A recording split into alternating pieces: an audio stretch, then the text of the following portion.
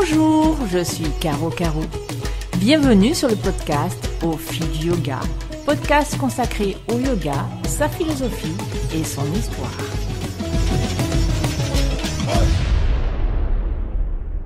Salut à tous, je suis heureuse de vous retrouver pour un nouvel épisode du podcast Au fil du yoga. J'ai longtemps hésité et en fait je m'y prends presque au dernier moment pour enregistrer cet épisode. J'ai tellement d'idées, de thèmes à aborder que parfois j'ai du mal à choisir. Ceci étant, comme je suis dans le regard des Yoga Sutras de Patanjali et pas l'étude mais l'analyse des Yama Niyama, je me suis dit continue. Et c'est à ce moment-là qu'est arrivée une évidence. L'évidence, c'était de vous parler de Santosha. Santosha, que l'on traduit par le contentement. Alors, il y a beaucoup de choses qui me viennent à l'esprit quand on parle de contentement. Mais d'abord, je voudrais revenir à la racine sanskrite du mot, parce que Santosha vient de la racine san, sam. Et cette racine, elle veut dire à la fois, et c'est très intéressant, s'apaiser, être calme, être en paix, se désister, renoncer, mais également bénédiction, joyeux. Patanjali, dans le deuxième chapitre des Yoga Sutras, enfin en tout cas tel que nous le connaissons, dans le sutra numéro 42, écrit que par la pratique du Santosha, on connaît le plus haut degré de bonheur. Santosha ne veut pas dire bonheur, parce que dans ce sutra, il y a un autre mot qui est shuka, et c'est shuka qui veut dire bonheur. Santosha, c'est la satisfaction. Alors, vous allez me dire, mais Santosha, c'est presque relatif. Et la réponse est oui. Mais la réponse est oui, pourquoi ? Parce que si vous considérez toutes vos pratiques ou de yoga, de méditation, l'état dans lequel vous pouvez aborder une journée ou être au cours d'une journée, vous verrez que ce que je vais appeler la météo intérieure, la façon dont vous réagissez, la façon dont on est, change constamment. C'est-à-dire que on peut se lever, on va dire, d'excellente humeur, et puis, au cours de la journée, voir cette humeur se modifier et se ternir, devenir presque maussade ou en colère, ou avoir un goût comme si on n'était pas heureux. Et bien souvent, si vous faites le bilan de votre journée, c'est cette caractéristique, ce goût-là de la journée qui va vous rester. Et vous allez vous dire « je ne suis pas heureux ». Alors, je ne suis pas heureux, c'est presque extrême. Mais vous allez peu souvent entendre les gens dire qu'ils sont heureux. D'abord parce que afficher que l'on est heureux, dans la société actuelle, ça se fait pas trop. Dire aux gens qu'on est heureux, super honnêtement, avez-vous déjà entendu beaucoup de gens vous dire en face qu'ils étaient heureux? Qu'ils avaient des moments de bonheur, de joie intense? Souvent, vous allez entendre les gens se plaindre. Pas forcément je suis le plus malheureux de la planète, et tatati et tatata. Non. Souvent, les gens vont vous parler de ce qui est triste, négatif, donc des choses qui ont une coloration, on va dire grise, noire, et pas des choses qui ont une coloration lumineuse. Pourquoi ? Souvenez-vous, les Yoga Sutras, le début des Yoga Sutras, lorsque Patanjali nous dit ce qu'est le yoga. Le yoga est la cessation des vrittis. Ces vrittis, ce sont des tourbillons, des cycles, des wagons entiers de pensées, de sentiments, d'émotions qui nous assaillent. Et j'allais presque dire que la caractéristique de l'être humain, c'est de donner une coloration négative à ses vérités. Et très souvent, même si vous avez passé une excellente journée, un tout petit truc va venir ternir le souvenir que vous avez de cette journée. Et c'est cela que nous apprend en fait le terme santosha. C'est d'apaiser. Bien sûr, le yoga est la cessation des fluctuations, des fragmentations du mental. Mais ça va même au-delà de ça. Pour y arriver, il faut ressentir, il faut avoir, il faut être dans un état de contentement. Plusieurs façons de connaître le contentement. C'est d'abord reconnaître que à chaque instant, il peut y avoir des beaux moments. Alors, la façon dont moi je vais définir les beaux moments sera peut-être différente de la vôtre. Ce que j'apprécie particulièrement, c'est de me réjouir, de sentir un sentiment de calme et de paix, mais très porteur, lorsque je suis en état de contentement. Je déteste l'idée de dire « je me contente de » dans le sens de « oh, bah pas comme je ne peux pas avoir ça, je m'oblige à uniquement le niveau inférieur ». Le contentement, c'est pas ça. Le contentement, c'est reconnaître à sa juste valeur ce moment, cet état dans lequel vous êtes. Et pas dire « oh », c'est comme si vous avez une note. Vous êtes à l'école et vous avez 20 sur 20. 20 sur 20, c'est le contentement maximal. Et vous allez avoir 15. Et vous allez vous dire « ah bon, bah ouais, 15, allez, c'est pas mal, hein, par rapport à mon petit copain qui a eu 9, hein, mais bon, hein, c'est pas terrible parce que il y a au-dessus, il y a eu 20. » Non, c'est pas ça. C'est pas se dire être en comparaison avec quelque chose. C'est 15 par rapport à 20 et 15 par rapport à 9. Non, c'est 15. C'est-à-dire que le contentement, c'est pas se reporter à la journée d'hier, à la minute de tout à l'heure, ou à ce que sera demain. Par exemple, demain, je vais aller travailler.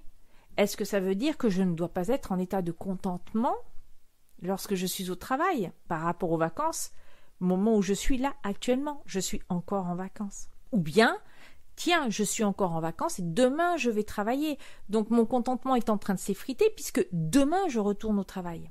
Non, je suis contente, j'ai ce sentiment de contentement parce que je suis en vacances. C'est une invitation à être là, dans le moment présent, dans l'effectivité et pas dans la projection. La projection, c'est du vritti. La projection, c'est une construction mentale. Le contentement n'est pas une construction mentale. C'est pour ça que je dis qu'il n'y a pas de relativité du contentement. Parce que la relativité, c'est une projection, on compare à quelque chose. Alors que si j'accepte cet état de contentement qui peut avoir différentes teintes, alors j'en tirerai presque ce que j'allais dire, un état de jouissance intense. Le contentement, pour moi, il peut avoir différentes significations. Par exemple, hier, j'ai donné un atelier de yoga. Évidemment, en tant que professeur de yoga, ce que j'aimerais, c'est avoir beaucoup d'élèves. J'ai eu 3 personnes qui sont venues au studio. J'aurais pu être déçue. Et je l'ai été à un moment, oui, honnêtement. Mais, en même temps, j'ai modifié la façon dont je pensais. C'est-à-dire que c'était un relatif. J'aurais pu avoir plus. Et puis, je me suis pas dit, j'aurais pu avoir moins. Non, je me suis dit, j'ai 3 élèves. Et je me dois à ces 3 élèves. À 100%. Et tout d'un coup, il y a eu comme un état, je me suis dit, ah, c'est super. C'est super parce que, avec ces 3 élèves que je connaissais, avec qui il y a des liens forts, je savais que j'allais forcément Je savais, c'est même pas forcément, je savais que j'allais passer un excellent moment. Et j'étais contente. J'étais contente dans le sens de heureuse. Et puis j'étais contente, c'est-à-dire je me sentais pleine. Je me sentais bien, juste là où il fallait. Quand je suis arrivée au studio, j'ai eu un extrême plaisir à recevoir et à échanger avec mes élèves. J'ai eu beaucoup de plaisir à les regarder, à se regarder, à partager. Et j'ai éprouvé énormément de contentement parce que tout d'un coup, je me suis sentie d'abord à ma place, à ma juste place, là, à cet instant précis, là où il fallait que je sois. Et je précise que hier, j'ai eu mon fils qui est rentré chez lui pour continuer ses études et j'avais encore ma fille à la maison. Et j'aurais pu me dire, tiens, je suis triste parce que mon fils est parti, et tiens, je suis au studio alors que j'ai ma fille qui est encore à la maison. Non.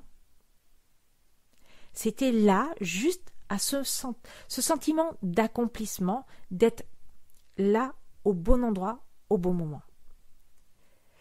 Je vais même aller plus loin en disant que ce que je cherche par-dessus tout, lorsque j'agis en tant que professeur de yoga, ou même quand je fais un podcast, ou quand j'écris un article sur mon blog, ou bien même quand je publie quelque chose sur Facebook, Instagram ou une vidéo de Forest Yoga sur YouTube. C'est pas d'être lu par 50 millions de personnes, c'est pas d'avoir des likes, etc. C'est de partager. Et ce partage, pour moi, il devient contentement à partir du moment où il y a un retour. Je dirais que parler dans le vide, je peux le faire toute seule sans avoir un micro devant moi et sans enregistrer.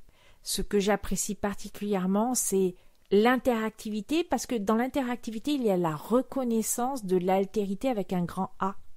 Pas un individu, le ahamkara, l'ego, mais l'existence d'une autre personne, d'un autre être vivant. Ce que j'aime, c'est l'interaction entre les deux, le retour, le sentiment de créer quelque chose, de partager, d'être avec la personne. Et là, à cet instant-là, j'ai du contentement. C'est ça que je regrette le plus, en fait, dans la partie de ma vie qui est professeur de yoga. Ce n'est pas d'avoir un studio que je n'ai pas. Ce n'est pas d'avoir des classes remplies, ce que je n'ai pas. C'est vraiment d'être dans le partage absolu et la reconnaissance de l'humanité de chaque personne à un instant. Je n'ai pas peut-être choisi d'exercer, parce que je ne l'ai pas choisi en fait, de donner les cours tels que je les donne aujourd'hui. Je m'explique. Je ne donne pas de cours en fait en studio, hormis mes ateliers. Je donne l'équivalent de ce qu'on va appeler des cours privés, puisque j'ai au maximum 2 personnes. Et dans ces cours, en fait, il y a un véritable échange qui se crée, une véritable relation de confiance, qui est à peu près celle qui s'établit lorsque je parle devant le micro et que je vous parle. C'est-à-dire que, à mon sens, l'expérience de yoga passe, pour ce qui me concerne, par un échange, c'est-à-dire un aller et un retour. J'apprends énormément de mes élèves et cet apprentissage me permet d'évoluer. Et j'en éprouve énormément de contentement. Pour moi, l'évolution n'est pas changer. À mon sens, j'ai toujours été comme je suis. C'est une évolution, c'est pas un changement. En fait, le yoga ne fait que faire émerger ce que j'ai déjà en moi, qui était plus ou moins apparent. Et parmi ces états, il y a cet état de contentement. Si je reviens 3 ou 4 ans en arrière, oui, j'étais déçue lorsque j'avais peu d'élèves. Et c'est un véritable apprentissage que de se dire j'ai un élève à mon cours, parce que c'est ce qui m'est arrivé. Je n'avais qu'un élève par cours. jusqu'à comprendre que je peux être à 100% avec cet élève. Et que dans cet échange avec une seule personne, il y a déjà du contentement. Le contentement, c'est être présent, une présence à 100%, et pas une projection par rapport à un désir. Donc par exemple, le désir d'avoir beaucoup d'élèves, par rapport au souhait d'avoir beaucoup d'argent. Le contentement, c'est je suis là, et dans cette présence, plus rien, plus de vritti viennent dans ma tête. Il y a un immense calme où on se donne. Et dans cette relation de don, il y a ce qu'on appelle le contre-don. Je me souviens, c'était quelque chose qu'on avait appris en philosophie en terminale. Le contre-don, où il y a une espèce de retour qui n'est pas forcément quelque chose de calculé, mais un échange interpersonnel. J'éprouve énormément de contentement également lorsque je pratique mes postures. Je sens dans les cellules de mon corps des choses se détendre, dans tous les sens du terme, s'apaiser, s'ouvrir, prendre de l'espace. Et pour moi, cet apaisement, c'est rappelez-vous ce que j'ai dit au tout départ, c'est justement du contentement, santosha. Je crois que pour moi, la meilleure façon de cultiver santosha, cette façon s'est révélée dans quelques activités diverses, mais en même temps très proches les unes des autres. J'éprouve une énorme... C'est même presque de la satisfaction, mais satisfaction n'étant pas... c'est satisfaire, c'est faire avec plaisir, mais dans ce contentement, c'est être avec les autres. Donc créer une communauté. Donc j'adore pratiquer physiquement avec d'autres personnes. En ces temps de Covid, ça devient compliqué. Enfin, en tout cas, ça l'était. J'espère que ça va devenir un peu plus facile. Donc, j'ai appris aussi à être avec des personnes à travers le monde et d'être en contentement lorsque je suis avec elles et de ne pas avoir un ressenti négatif lorsque je ne suis pas avec ces personnes. J'éprouve énormément de plaisir lorsque je suis avec une communauté. Et là, nous avons une coloration, je dirais, dorée. La coloration dorée, c'est-à-dire qu'en plus du simple contentement, il y a déjà la notion de plaisir. Donc il y a une émotion, on va dire, positive, qui dépasse donc la simple notion de contentement, qui est dégagée de tout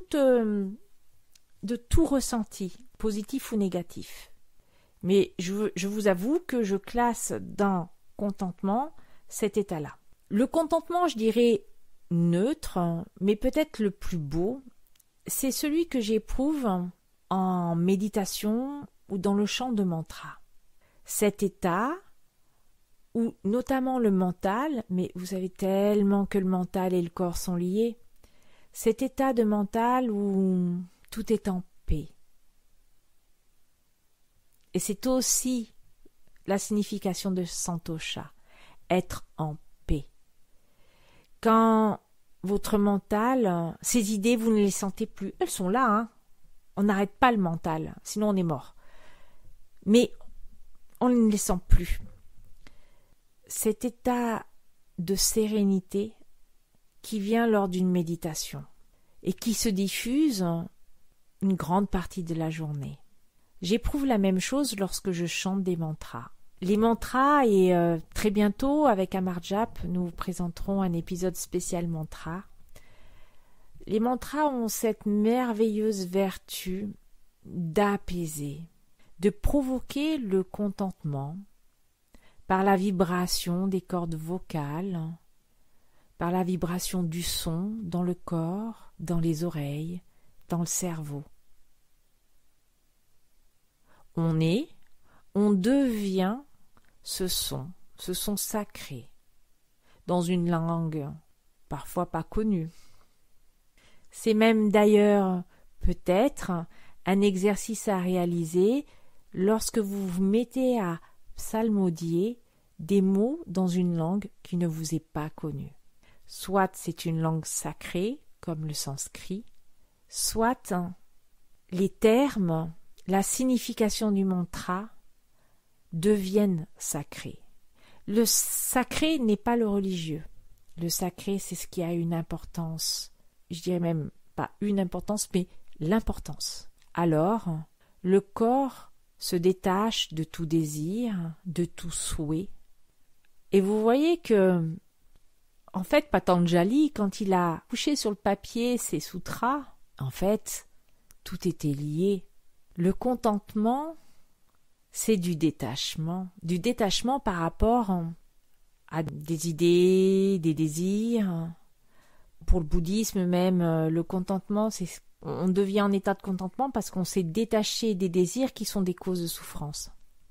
La souffrance, même si ça brûle, la souffrance, ce n'est pas forcément une brûlure, c'est juste l'impossibilité de remplir un désir. Et on n'est pas content quand on n'arrive pas à remplir un désir. Voyez comment vous réagissez lorsque vous souhaitez quelque chose et que vous ne l'avez pas. Effectivement, vous apercevez que j'ai donné une coloration au contentement et qu'en fait, pour Patanjali, ça va au-delà de ça. C'est un état neutre. Le contentement est neutre. Mais le contentement conduit au bonheur. Shuka. Alors, oui, on peut éprouver différentes choses sur le tapis. Moi, je prétends pas appliquer à 100% ce qui est écrit dans les Yoga Sutras. Par contre, ce que j'essaye de cultiver, c'est cet état de contentement par rapport à l'impermanence de la vie. On ne sait pas comment elle va être notre vie. On ne le sait pas. Je ne sais pas ce qui va se passer dans 5 minutes. Donc, ma vie n'est pas certitude. Même, je dirais que la vie est incertitude. Je dirais aussi que, au vu de ce qui se passe dans notre société, et je ne suis pas très optimiste sur le devenir de la société, du contrat social qui nous lie tous pour vivre ensemble en France, et au-delà par rapport à ce que l'environnement nous fait connaître, il n'y a pas de sérénité si je me projette dans un futur incertain. Par contre, si je ne fais que regarder et vivre le seul instant présent, je connais l'instant présent, puisque je le vis, il n'y a pas d'incertitude. Donc, j'en éprouve du contentement, il n'y a pas de souhait, pas de désir. Et j'avoue que depuis que je pense au contentement de cette façon-là, j'arrive à aller au-delà de ce qui pourrait me conduire à de l'insatisfaction, des mouvements d'humeur, que j'ai toujours. Et c'est peut-être cela que nous apprend le yoga, c'est cet apprentissage-là, du contentement sur le moment présent. J'espère que cet épisode vous a interpellé. Et n'hésitez pas à me dire ce que vous comprenez du mot contentement, comment vous l'appliquez, comment faites-vous émerger le contentement en vous. Je serai ravie de vous lire ou de vous écouter. Vous pouvez m'écrire à l'adresse suivante au filduyoga@gmail.com. Je vous souhaite une excellente journée si vous m'avez écouté en début de journée, une excellente soirée si c'est la fin de la journée, et à très bientôt.